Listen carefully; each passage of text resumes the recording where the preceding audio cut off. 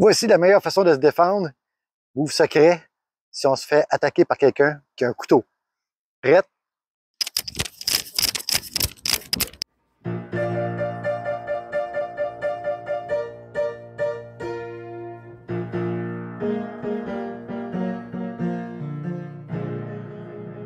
Bonjour tout le monde et bienvenue à Nomadisme Expérimental.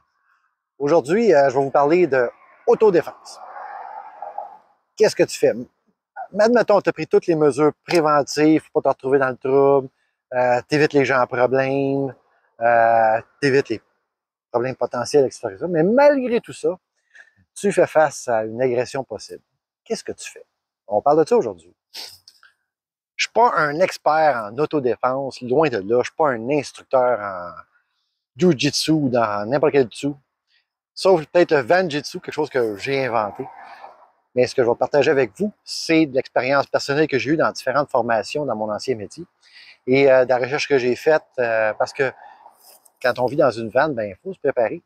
Et il faut se préparer parfois pour l'inévitable. L'affaire, c'est que quand tu es préparé et que ça arrive, tu vas faire quelque chose. Si tu n'es pas préparé à ça, que tu penses que tout va bien aller tout le temps, puis que ça arrive, ben c'est là que tu vas geler, puis tu feras rien. Puis ça arrive. Et aussi prendre pour acquis que les gens autour vont probablement faire rien, ils vont ignorer parce que les autres, ils veulent que non, tout est beau, tout est normal, puis ils vont continuer leur petit chemin, à moins de demander de l'aide. Enfin, je m'avance, là. Mais l'autre chose à savoir aussi, c'est que c'est très différent ici, au Canada, comparativement aux États-Unis. Aux États-Unis, il y a une règle qui s'appelle Stand Your Ground. C'est-à-dire que si tu te fais attaquer et que tu te défends, ben, tu es couvert par la loi, il n'y aura pas de problème. C'est pour ça que si jamais vous êtes aux États-Unis et que vous êtes dans votre véhicule puis il y a un cas de rage de la route, sortez pas de votre véhicule.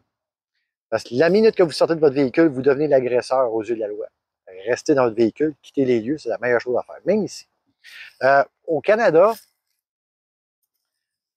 l'autodéfense, c'est une toute autre histoire.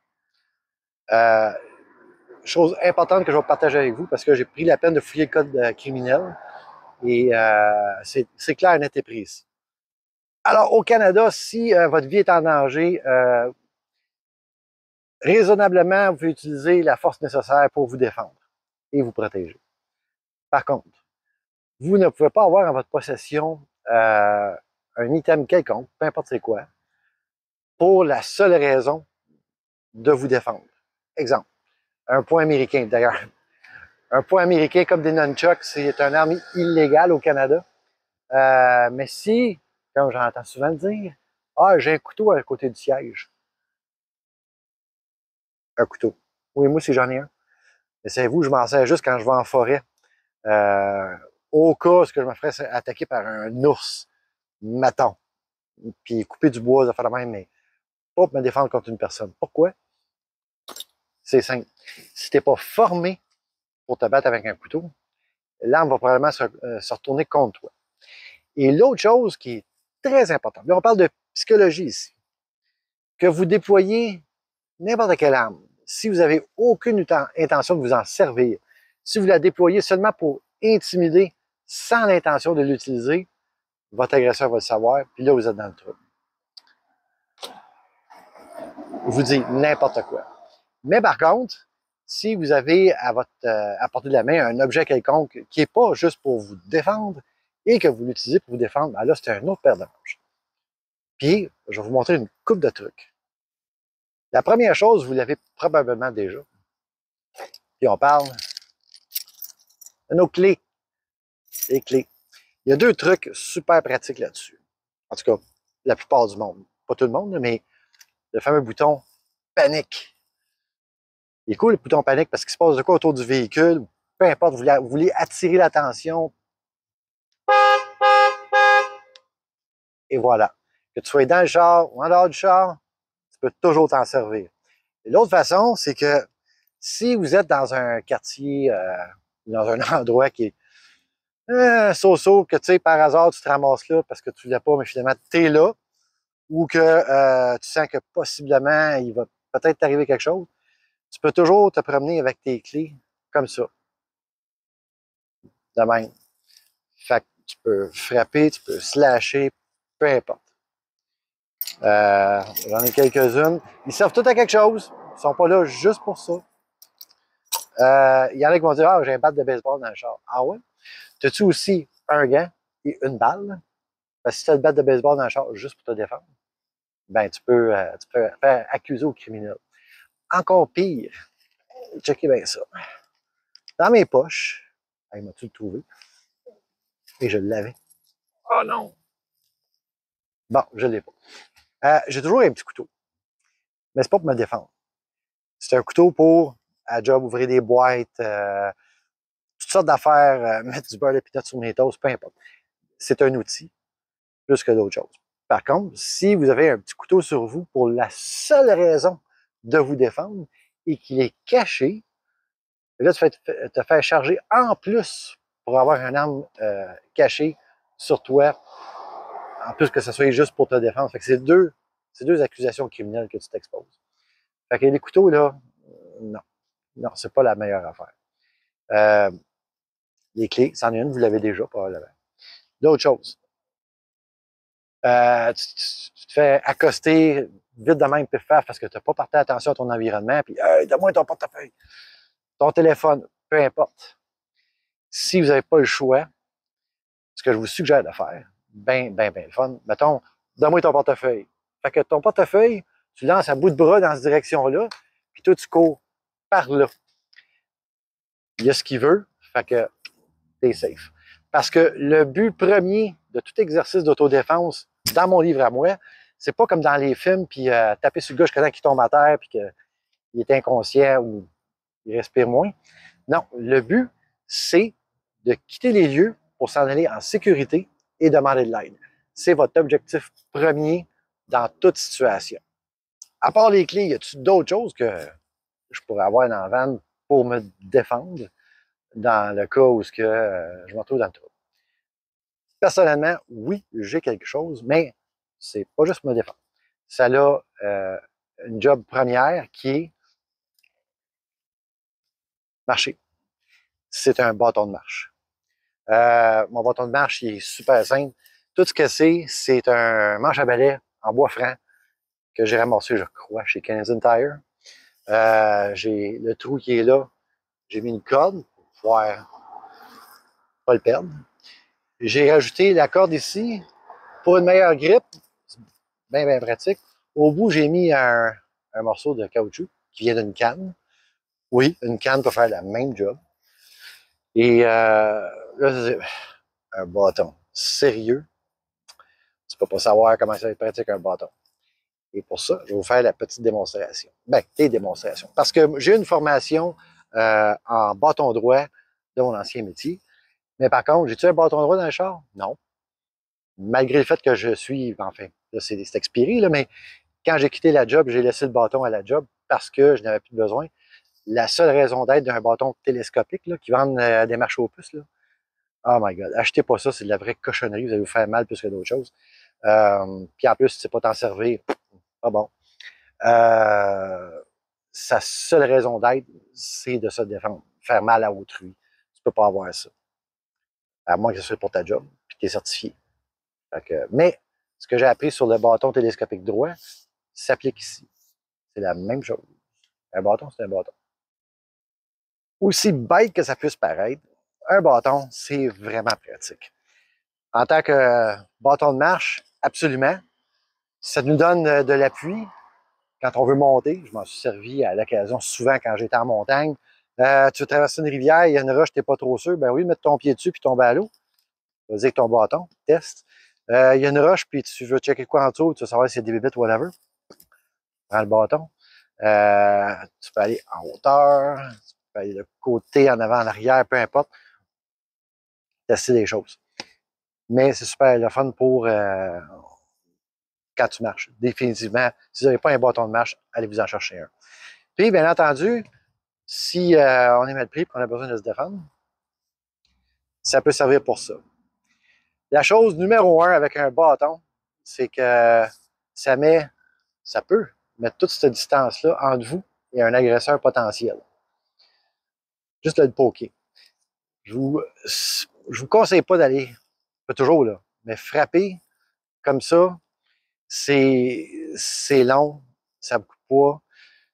Toujours essayer de le tenir à 2 mains.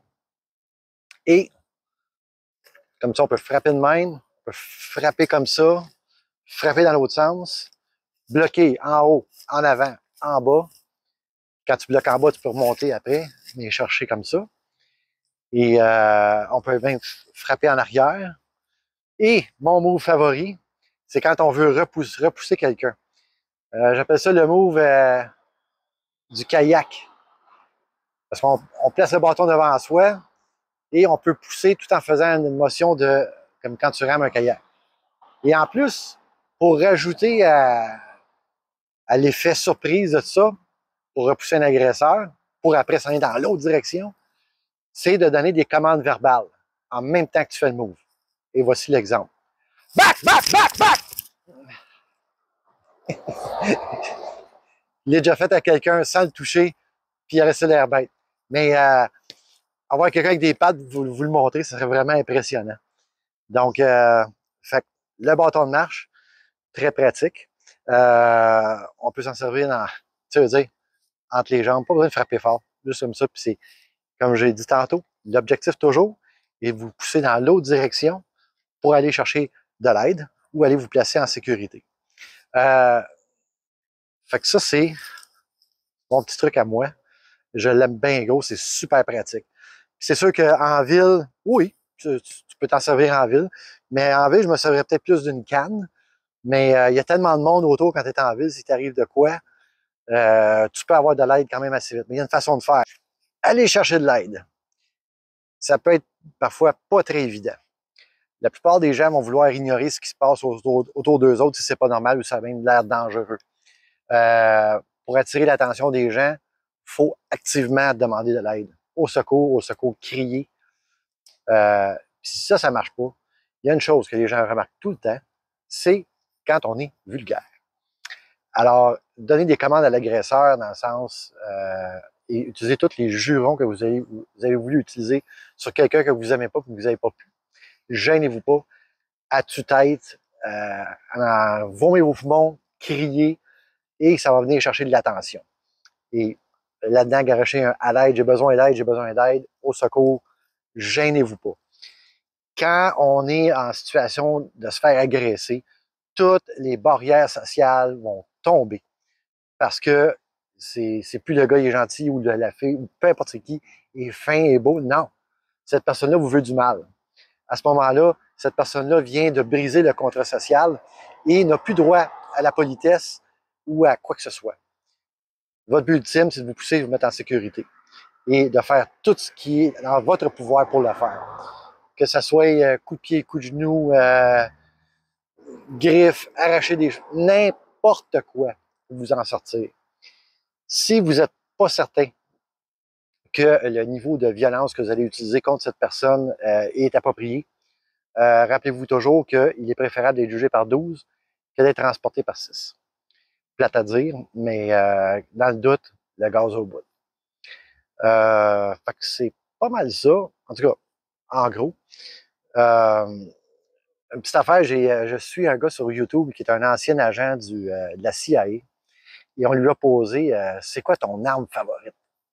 Et il a répondu un bâton. Pourquoi un bâton? Tu fais plein d'affaires avec un bâton, ça passe inaperçu, puis tu manques jamais de munitions.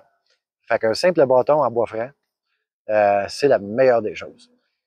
En tout cas, pour moi, j'ai pas eu à m'en servir encore. Et n'oubliez pas l'affaire, c'est que si vous êtes confortable avec ça, puis allez en ligne, là, même il y a des places qui peuvent vous former là-dessus. Puis pratiquez-vous, pas dans le bois, là, puis va sur un arbre mort pour le fun, juste pour avoir le feel. Parce que si tu ne l'as pas essayé, tu vas peut-être être surpris si jamais tu as besoin de t'en servir. Fait que c'est vraiment de pratiquer dans n'importe quoi. Pratique, pratique, pratique. Deviens à l'aise avec le plus possible si tu décides d'aller t'en chercher un. Alors, quand vous faites affaire avec quelqu'un que vous ne connaissez pas, puis je vous suggère de le faire souvent parce que ça va devenir inné après ça, c'est votre positionnement. Jaser avec quelqu'un comme ça, ben, tu peux te faire pousser puis tu vas tomber en arrière parce que là, tu as perdu le sens de l'équilibre. Donc, à toutes les fois que vous parlez avec quelqu'un, moi, je suis droitier. C'est ma jambe forte. Côté gauche, c'est mon côté faible. Je m'en sers pour défendre, puis je peux faire de quoi d'autre avec cette main-là. Mais le secret, c'est que ce pied-là, c'est mon centre de gravité. C'est tout l'équilibre de ma personne. Je vais faire n'importe quoi. Je peux pousser ou je peux reculer. Si on vient avec le bâton, même chose, je ne sais pas vous avez remarqué tantôt, mais quand je me présentais, mais j'étais comme ça, avec mon pied droit en arrière pour faire les manœuvres. Ça me permet ensuite de... Fait que assurez-vous que votre pied droit est toujours bien ancré, il y a une bonne place. Ça, c'est le secret dans tous les cours d'autodéfense. Et présentez votre côté gauche, parce que si vous êtes victime d'une agression, prenez pour acquis que vous allez vous faire mal. Ça va arriver. Fait que si ça allait arriver, ben, arrangez-vous pour que ce soit votre côté faible qui se fasse, pas votre côté fort, parce que votre côté fort, vous pouvez faire d'autres choses. Donc, c'est ça. Fait que ça devient, avec le temps, une habitude. À toutes les fois que je vais parler avec quelqu'un que je connais pas, je vais être comme ça. Ça paraît pas agressif, quoi que ce soit. Ça a l'air très normal. Mais, peu importe ce qui peut arriver, je suis prêt. Soit pour obtenir quelque chose ou pousser. Mais toujours, le pied fort en arrière, le côté faible exposé à l'avant. Et on jase. Si je détermine que vous êtes une bonne personne et qu'il n'y a pas de trouble, ben, je vais peut-être relaxer, puis on va jaser comme ça, puis blablabla. Mais si je ne vous connais pas, il y a des bonnes chances que je vais être dans cette position-là. Puis ça, c'est la base. Fait que pratiquez ça. Si vous faites rien d'autre que juste ça, ça va vous aider énormément. L'autre chose que je vais finir avec, il ne faut pas s'organiser pour être roulé à terre avec quelqu'un, surtout de se ramasser en dessous. Le plus possible, on évite. On essaie toujours de rester sur ses pieds, parce que quand on est sur nos pieds, on est en contrôle. Quand on roule à terre avec quelqu'un, peu importe ce qui se passe, c'est jamais des bonnes nouvelles. Fait que le plus possible. Par contre, un truc, mettons, vous vous faites prendre par en arrière par surprise, ben tu fais le sac à patates, puis tu te laisses tomber. Mais quand tu tombes, tu roules. Pourquoi? T'évader de la situation pour pouvoir te pousser, te lever le plus possible. Donc, le plus souvent possible de rester debout à terre le moins possible. Fait qu'en gros, c'est ça. J'espère que vous avez aimé. J'espère que vous avez mon nouveau micro. Ça a l'air à marcher. Puis, on se revoit dans la prochaine. Bye!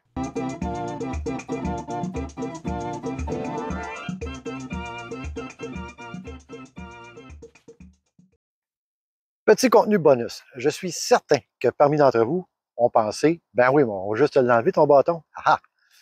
Il y a une façon de faire. Il y en a qui vont penser que c'est parce qu'il va prendre la corde. Non, la corde, je vais souvent m'en servir comme appui quand je veux lever puis me donner plus de pouvoir. Mais la corde, c'est pas pour pas perdre mon bâton. Au contraire, parce que en n'ayant pas la corde autour du poignet, mais je peux faire différentes manœuvres. Tandis qu'avec la corde, mais ça me limite. Donc, quoi faire si quelqu'un se présente et quelqu'un prend ton bâton?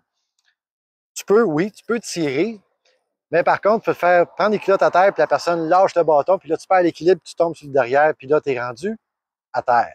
C'est pas bon. La façon de faire, la voici. Alors, tu présentes ton bâton, puis là, il y a un épais qui te le prend ici, puis qui tire dessus.